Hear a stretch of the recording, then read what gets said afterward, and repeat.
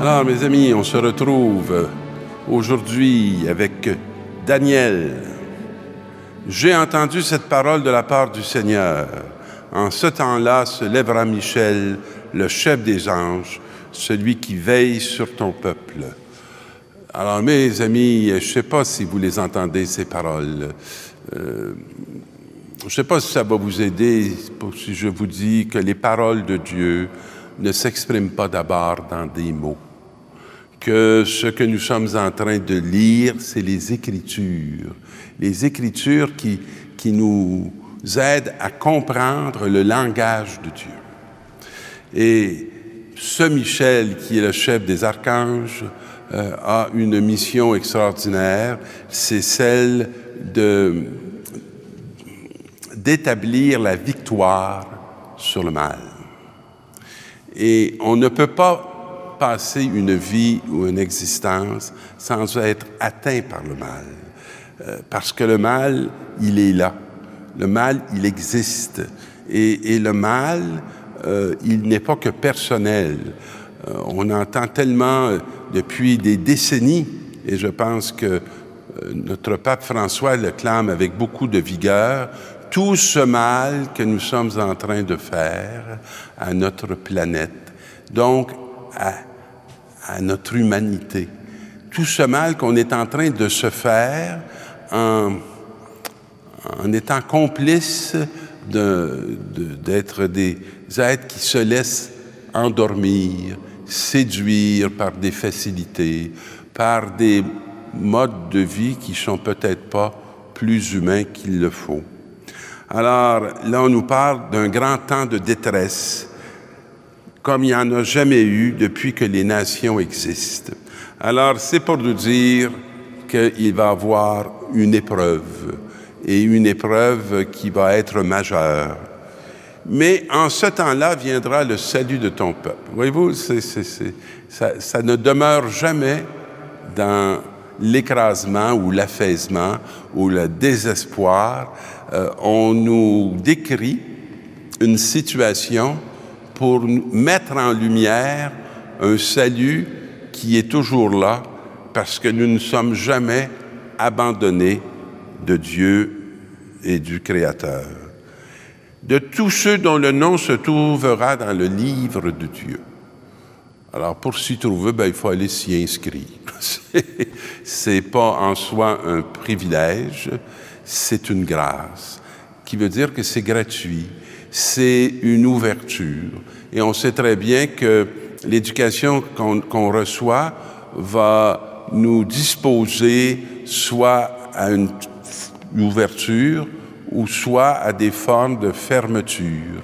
Et que nous avons une grande responsabilité par rapport à la transmission de la vérité et de la lumière. Alors, les uns vont s'éveiller pour la vie éternelle, et les autres pour la honte et la déchéance éternelle. Alors, se réveiller, c'est sortir d'une torpeur, sortir d'un sommeil, et tout à coup se mettre à bien voir le réel. Alors, les sages vont briller comme la splendeur du firmament, et ceux qui sont des maîtres de justice pour la multitude resplendiront comme les étoiles dans les siècles des siècles. Ils ont la bonté de ne pas nous dire que les autres, qui auront trompé leur humanité et leurs contemporains, ne seront plus des lumières, mais seront des ténèbres. Et l'Évangile va reprendre ce thème de la venue de Jésus. En ce temps-là, après une terrible détresse, le soleil s'obscurcira et la lune perdra son éclat.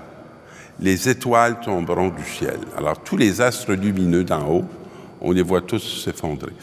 Alors, c'est comme s'il n'y a plus de lumière dans la nuit. Enlevez les étoiles, enlevez la lune et enlevez le soleil, et même de jour, vous êtes dans l'obscurité.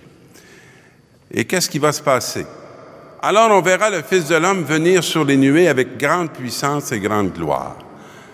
Dans des moments d'obscurité,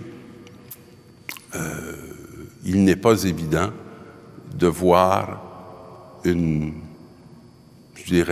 personne arriver avec beaucoup de puissance et de gloire.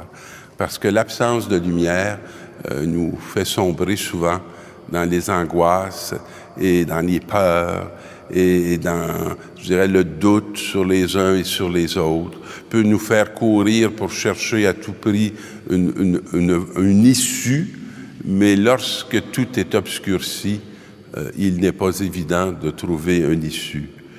Mais on va voir le Fils de l'homme venir sur les nuées avec grande puissance et grande gloire. Et il va rassembler les élus du quatre coins du monde, de l'extrémité de la terre et de l'extrémité du ciel. Alors, il va faire une force. Hein? Et là, on va nous parler du figuier. Et on dit ceci: lorsque les branches deviennent tendres et que sortent les feuilles, vous savez que l'été est proche. On est capable de faire la lecture à partir de signes. Hein? De même, vous aussi, lorsque vous verrez arriver cela, sachez que le Fils de l'homme est proche à votre porte. Alors, sachez qu'à votre porte, ce n'est pas la destruction. Sachez qu'à votre porte, c'est tout au contraire le temps du salut, le temps de l'accomplissement. Cette génération ne passera pas avant que tout cela arrive.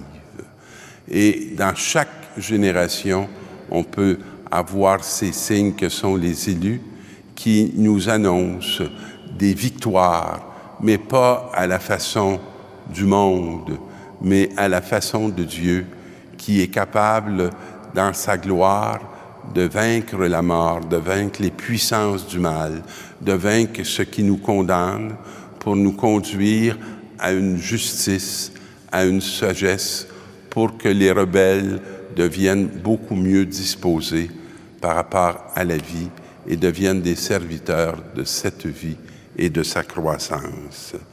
Alors, quand est le moment, quant au jour et à l'heure, nul ne le connaît. Pas même les anges dans le ciel, pas même le Fils, juste le Père. Le Père connaît toujours l'heure du salut et il est toujours en travailler pour le salut de cette humanité qu'il aime de toujours à toujours. Alors, bon cheminement cette semaine dans ce salut qui est à votre porte, qui est à notre porte.